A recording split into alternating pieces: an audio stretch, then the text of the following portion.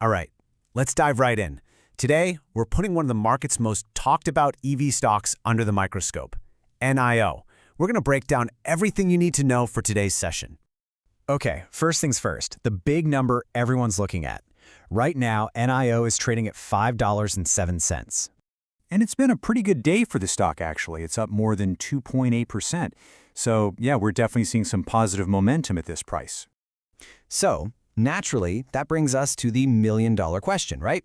With this little pop, is now the moment to jump in? Or is it time to sell? Or maybe just sit tight? Well, that's exactly what we're here to figure out together. To get our answer, we're going to start with a quick market snapshot. This is basically the 30,000-foot view, a look at the key scores driving the stock today. And right away, things get interesting. Look at this. The technical score, that's all about the chart patterns, is sitting at a 57 out of 100. Then you look at the fundamental score, the health of the actual business, and it's a 55. I mean, they're practically identical. This tells us there's no easy, obvious answer here. We've really got to dig into both sides of the coin. So first up, let's decode the technicals. Think of this as us learning to read the story that the price chart is telling us. What are all the investors out there thinking and feeling? And hey, just so we're all on the same page, let's cut through the jargon for a second. When we talk about technical analysis, we're just talking about looking at the chart. And the two big ideas you need to know are support and resistance. Just think of support as a price floor, where the stock tends to bounce up, and resistance as a price ceiling, where it often gets stuck. Okay, so applying that to NIO right now, what do we see? The chart is showing a pretty solid floor down at $4.40. And on the flip side, there's a ceiling at $5.19. With the stock trading right in between those two numbers, and the trend being neutral, well, the chart is basically screaming that we're in a holding pattern. There's no strong push in either direction just yet. All right, so that's what the chart is telling us. But what about the company itself? Let's switch gears and dig into the fundamentals. This is all about the actual health of the business. Is it growing? Is it a good value? When we look at the overall company health, we get a score of 55 out of 100.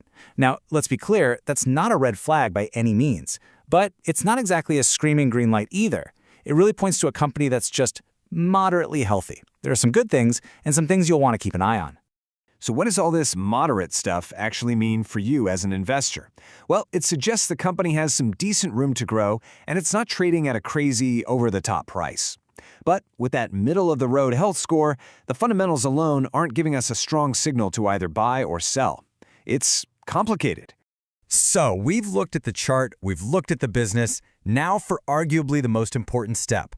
We've got to put it all together and figure out the risk-reward balance.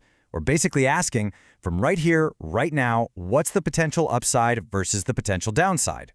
And honestly, this chart just lays it out perfectly. The analysis shows that the potential for gains from here is, you guessed it, moderate, and the downside risk, also moderate. It's almost perfectly balanced. The chance to make money is pretty much matched by the chance to lose it, a real coin flip situation. And that brings us right to the finish line. It's time to take all these pieces, the technicals, the fundamentals, the risk, and bring it all together for the final verdict. This is the clear, actionable takeaway for your playbook. So, after all that, after weighing the neutral chart, the so-so fundamentals, and that perfectly balanced risk-reward profile, what is the final call on NIO today? The signal is hold.